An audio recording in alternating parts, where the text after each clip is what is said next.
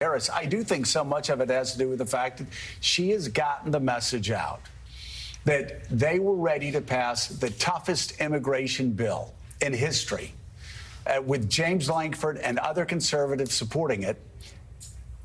And Donald Trump killed it. Like, do we have the polls, the Bloomberg polls from this morning? TJ, can we put those up for a second? Because I really do think that it is having an impact in a lot of these swing states. You look at Arizona, Harris up 3 in this poll.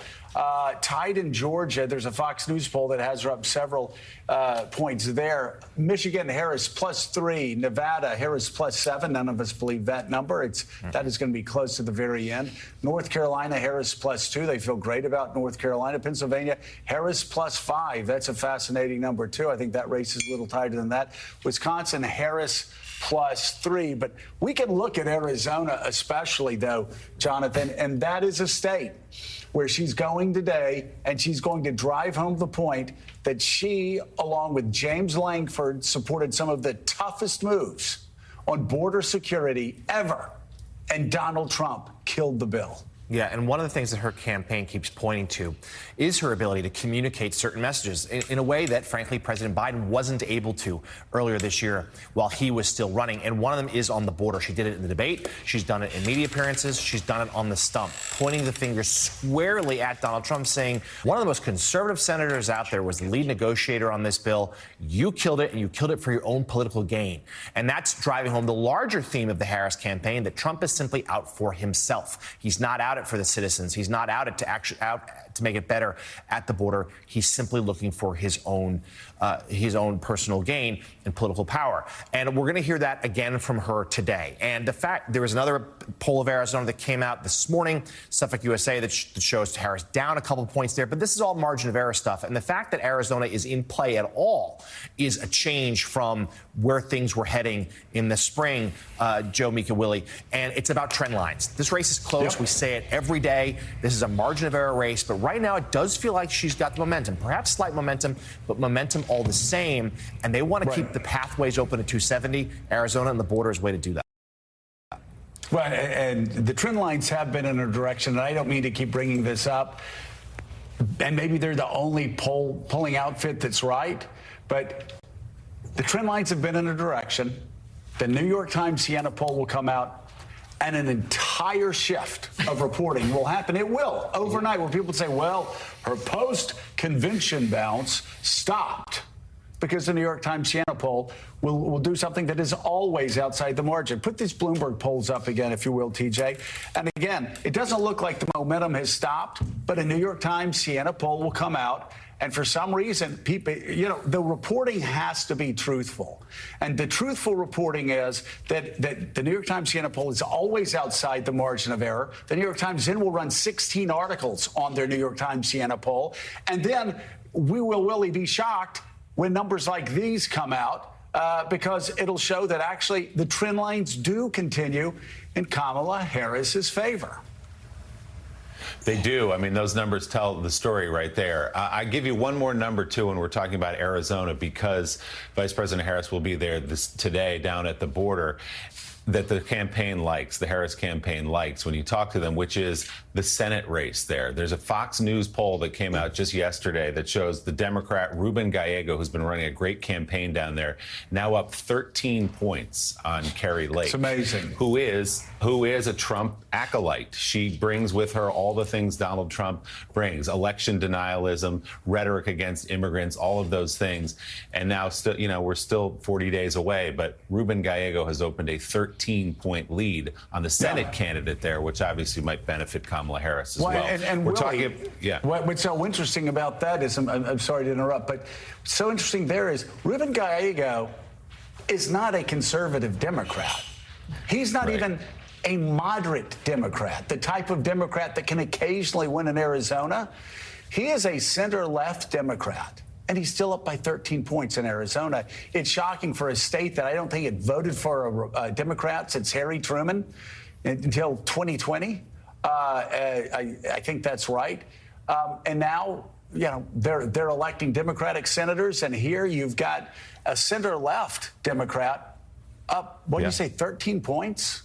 Yeah, Fox News poll has the spread at 13 points right now. And again, that's Donald Trump, right? That's Herschel Walker. That's Dr. Oz. Go down the list. Those are Kerry Lake is another one of his candidates. Let's bring into the conversation Democratic Senator Chris Murphy of Connecticut. He was one of the lead negotiators on that border bill we were just talking about that Donald Trump had Republicans kill earlier this year. Senator Murphy, good morning. It's good to see you. So you worked for months, literally months, on this bill that Donald Trump swept in at the end and had his friends in the Republican Party in Congress kill.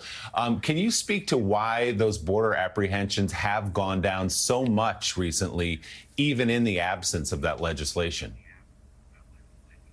Yeah, well, thanks for having me. Listen, we negotiated for 5 months the toughest bipartisan border security bill in decades. We believed on Sunday afternoon, hours before introducing that bill, releasing the bill's text, that we had 20 Republican votes in the Senate. And then overnight, Donald Trump and his lieutenants sent the word out that they wanted to kill the bill for one reason, because the bill was going to be effective, because they looked at the bill and they knew that if it was implemented, it would drive numbers down at the border. And Donald Trump would have stolen from him one of his key narratives, that there's chaos on the border, and that chaos on the border should cause you to be afraid of people coming to this country to be rescued from terror, torture, or economic desperation. What happened is really a story of two things. First, the Biden administration decided to implement through executive order the key provisions of the bill. They implemented the changes in asylum processing so that asylum cases would be decided in weeks and months, not years. And they decided to implement the emergency provisions in the bill that allowed them to shut down the border when crossings were too high.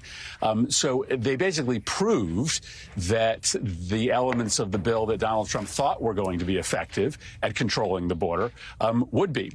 Second, they did really nimble diplomacy with Mexico. Mexico has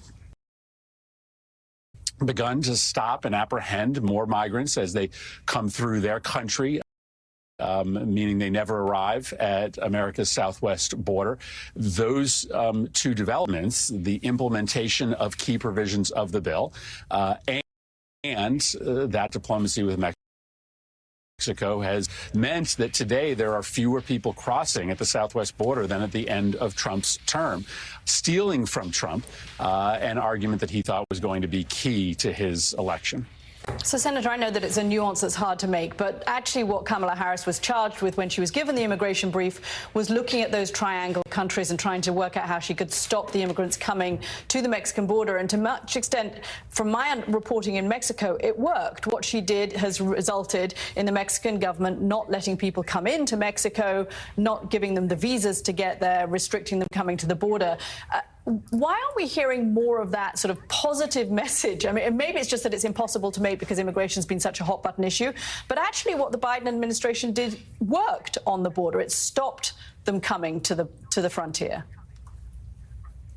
Well, let's go a step deeper, because Kamala Harris was given a very specific project. She was not the border czar, but she was given a really hard task. She was asked to go down to Central America, to 3 key countries there, where there were high levels of migrants coming to the United States, and try to do something about the root causes of migration, that economic desperation, the public safety crisis that caused a lot of people from those countries to come to the United States.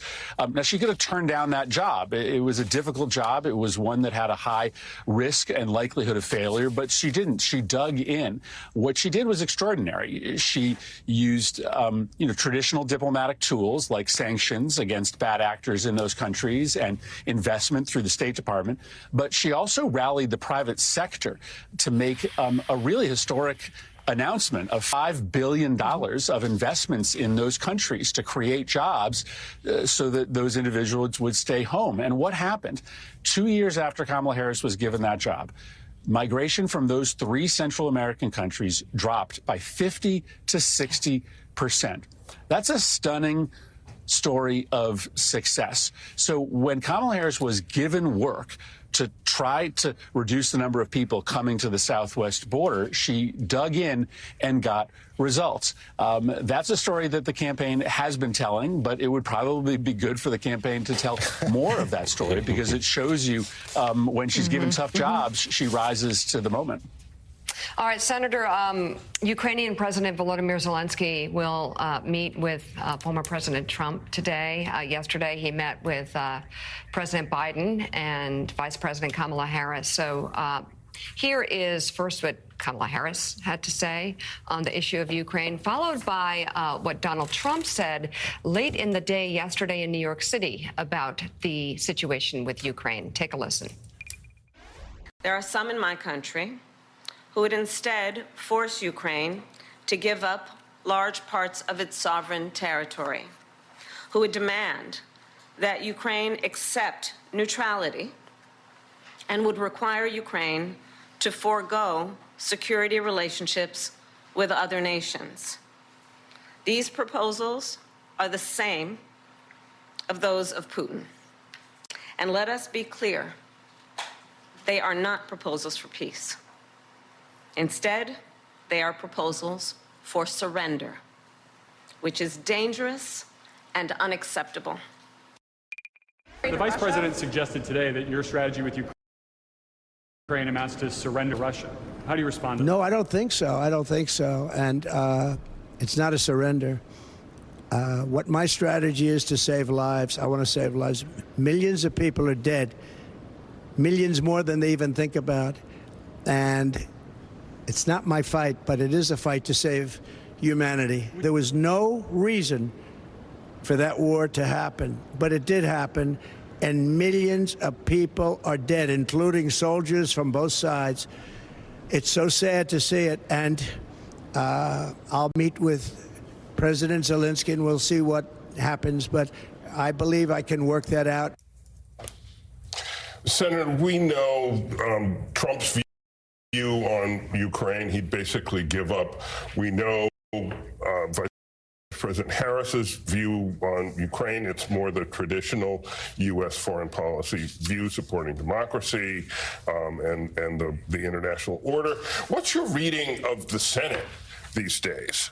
Has it become Trumpified? Has it become isolationist? Or is there still a consensus in the Senate, and if you can speak to it in the House, in favor of our traditional foreign policy supporting democracy and NATO and, the world order?